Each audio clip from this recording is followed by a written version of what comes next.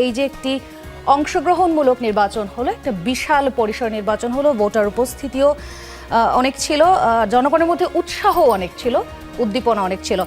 আমরা বিভিন্ন দলের কাছ থেকে বিভিন্ন রায় পেয়েছি, বিভিন্ন মতামত প্রকাশ করছেন প্রার্থীরা। তবে একটি কমন বিষয় আমাদের মনে হয় সামষ্টিকভাবে উঠে এসেছে, সেটা হচ্ছে আইন শৃঙ্খলা বাহিনীর যে দুর্দান্ত তৎপরতা ছিল, বিশেষ করে সেনাবাহিনী যে দায়িত্ব পালন করেছে। এই বিষয়টি আসলে আপনি নিশ্চয়ই গণমাধ্যমে শুনেছেন, আপনি বিষয়টিকে কিভাবে অবমূল্যায়ন করেন?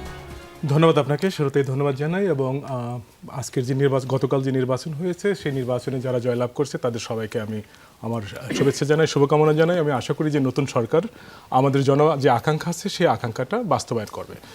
এখন আপনার প্রশ্নে যদি আমি আসি যে আসলে আইন শৃঙ্খলা বাহিনী, আমি মনে করি বাংলাদেশের যে বর্তমান যে সরকার 2024 সালের 5ই আগস্টের পরে আমরা জানি যে 3 দিন আসলে দেশে কোনো সরকার ছিল না। তারপর যে অন্তর্বর্তীকালীন সরকার দায়িত্ব নেয়, সেই সরকারের পক্ষে একটা সমস্যা ছিল হচ্ছে তখন যে আইন শৃঙ্খলা বাহিনী, সেটা একেবারে পুরোপুরি একটা ভঙ্গুর আইন শৃঙ্খলা বাহিনী ছিল।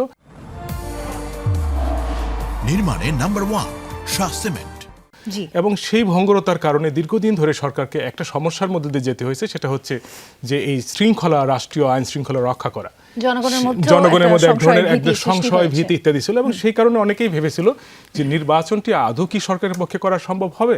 এবং সেই ভয় থেকে একটা প্রশ্ন এসেছিল যে নির্বাচনকালীন সময়ে কি পরিমাণ সংঘাত, সহিংসতা হতে পারে।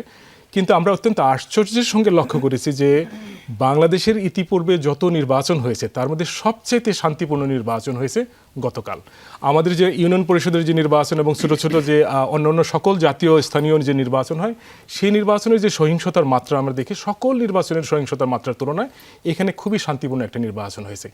এই নির্বাচনের জন্য আপনি যে প্রশ্নটা করেছেন সেনাবাহিনীর ভূমিকাটা, আমি সবসময় বলবো যে এটা একটা দারুণ গুরুত্বপূর্ণ ভূমিকা সেনাবাহিনী পালন করেছে। এবং আমি মনে করি সেনাবাহিনীর জন্যই এই ধরনের শৃঙ্খলা রক্ষা করা সম্ভব হয়েছে। আমি ধন্যবাদ জানাই বাংলাদেশ সশস্ত্র বাহিনীতে কর্মকর্তা সকল সদস্যদেরকে, তাদের এই আন্তরিক যে প্রচেষ্টা, সেই প্রচেষ্টার জন্য, তাদের যে নিরপেক্ষ যে একটি অবস্থান, সেই নিরপেক্ষ অবস্থানের জন্য। এবং আমি এটা আবারও স্মরণ করতে চাই যে আসলে 5ই আগস্টের পরে বাংলাদেশ পুলিশের যে একটা ডিমোরাল একটা পজিশন চলে গেছিল, তাদের মোরালিটির দিক থেকে তারা একটা নৈতিক সংকটের মধ্যে পড়ে গেছিলেন। সেই নৈতিক সংকটে থেকে বাংলাদেশ পুলিশকে এখনও পুরোপুরি কাটিয়ে ওঠা কিন্তু সম্ভব হয় নাই। ফলে এই যে পুলিশের যে একটা দুর্বলতা, সেই দুর্বলতার পুরো জায়গাটা পূরণ করেছে হচ্ছে বাংলাদেশ সেনাবাহিনী। এবং বাংলাদেশ সেনাবাহিনী এই ক্ষেত্রে অত্যন্ত আন্তরিকতার সঙ্গে কাজ করেছে। এবং যেখানেই যে ঘটনা ঘটেছে সেখানে তারা তাৎক্ষণিকভাবে তারা চলে গিয়েছে এবং সেখান থেকে তারা একটি শান্তিপূর্ণ অবস্থান বিরাজমান রাখতে যথেষ্ট ভূমিকা রেখেছেন। নিশ্চয়ই।